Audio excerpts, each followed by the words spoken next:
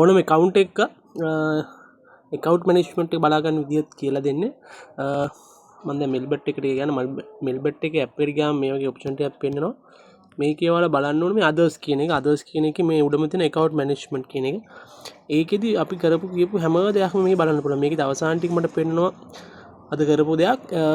පාන්දර 1:1ට දාලා තියෙනවා 15000.